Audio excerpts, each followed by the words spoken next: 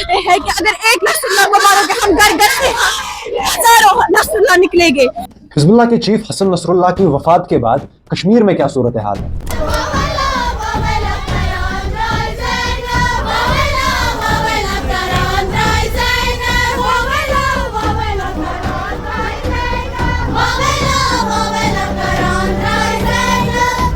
Gaza में रहने वाले सिविलियंस को इसराइल खुलेआम मार रहा है।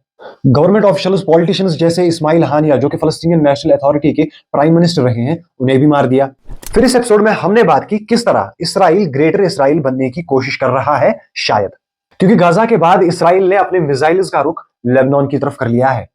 पेजर अटैक्स के बाद ऐसी एयर स्ट्राइक्स लेबनान पर हुई और बदकिस्मती से 700 सिविलियंस मारे गए, जिनमें औरतें, बच्चे, बुजुर्ग सब शामिल हैं। और लेबनान इन एयर स्ट्राइक्स से जो नुकसान हुआ, जो जाने गई, इन सब से जूझ ही रहा था कि जो हमें शक है इसराइल शायद ग्रेटर इसराइल बनने की कोशिश कर रहा है। शायद इस शायद को कहीं ना कहीं हम सच होते हुए देख रहे हैं, क्योंकि जो एयर स्ट्राइक्स हुई उनमें एक पर्टिकुलर एयर स्ट्राइक बेरूट में मौजूद हिजबुल्लाह के हेडक्वार्टर्स पे हुई।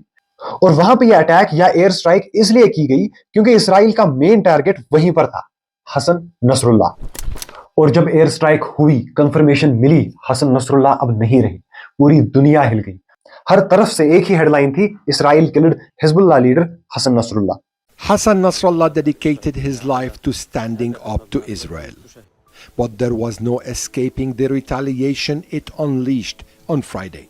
कहा जाता है advanced US supplied bunker busted bombs का इस्तेमाल किया गया हसन नसरुल्लाह को मारने के लिए। देखिए, मैंने पहले भी कहा, हिजबुल्लाह कमांडर फौज शुक्र हो, हमास लीडर इस्माइल हानिया हो, इब्राहिम अकील अहमद वहाबी, ऐसी कई सारी इंपॉर्टेंट फिगर्स हैं जिनको इसराइल ने मार दिया। लेकिन क्या अभी भी हालात वैसी ही रहेंगी? मैं कह सकता हूं हिजबुल्लाह के लिए ये एक बहुत बड़ा सेटबैक है। उनके सेक्रेटरी जनरल हसन नसरुल्लाह को मारा गया, ये एक गेम चेंजर है। क्या लेबनान यहां इतने बड़े नुकसान के बाद खामोश बैठेगा? क्या ईरान यहां चुपचाप तमाशा देखेगा?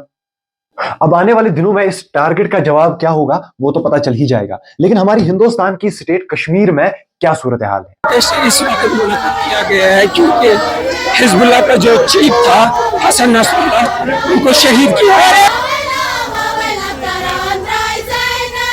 जम्मू कश्मीर में अभी इलेक्शंस चल रहे हैं, सभी पॉलिटिकल पार्टीज कैंपेनिंग कर रहे हैं। लेकिन हसन नसरुल्लाह की डेथ के बाद ex chief minister Mehbooba Mufti ji ने एक दिन के लिए कैंपेनिंग कैंसिल कर दी।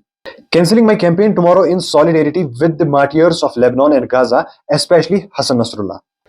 मेंबर पार्लियामेंट आगा रुल्लाह का भी स्टेटमेंट सामने आया कि इतनी बड़ी शहादत वाक़ा आई है जिससे उम्मत मुस्लिमा के लिए एक क़ुव्वत थी, मुकावमत की क़ुव्वत जो इसराइल की जहरियत, उनकी ज़्यादतियों के ख़िलाफ़ लड़ती आ रही थी। तो उनमें से एक बड़ा सरदार जैसे इस्माइल हानिया एक बड़े सरदार थे, उसी तरह से सैयद हसन नसरुल्लाह इस मुकावमत की रूह थे, सरदार थे, क़ुव्वत थे। इनकी आज शहादत वाक़ा हुई। ईरान में 5 दिन तक अवामी सोग मनाया जाएगा और कश्मीर में भी 4 दिन तक हसन नसरुल्लाह की वफात पे ये सोग मनाया जाएगा। हमने सुना है कि आपने 4 दिन के लिए पूरा हड़ताल रखा है, दुकानें बंद रहेंगी, 4 दिन पूरा सोग मनाया जा रहा है।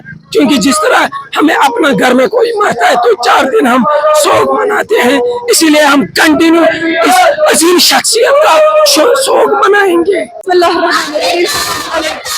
हमने ये प्रोटेस्ट किया है हसन नसरुल्लाह की याद में।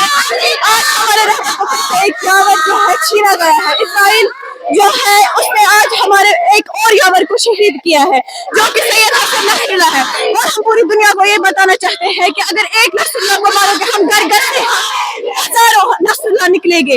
अगर आप एक को शहीद करोगे, एक शिया को शहीद करोगे, घर घर से हजारों शिया निकलेंगे। ये हमारा मकसद है, इस प्रोटेस्ट का यही मकसद है कि हर घर से ये आवाज निकले कि जो आज हसन नसरुल्लाह को शहीद किया गया वो हमारे दिल पे चोट आई है और हम इस जख्म को मिटाएंगे इस प्रोटेस्ट से। नाज़रीन, मकामी और कौमी खबरों पर हमारा तबसरा ऐसे ही जारी रहेगा। फिलहाल इस एपिसोड में इतना ही, दीजिए इजाजत, खुदा हाफिज।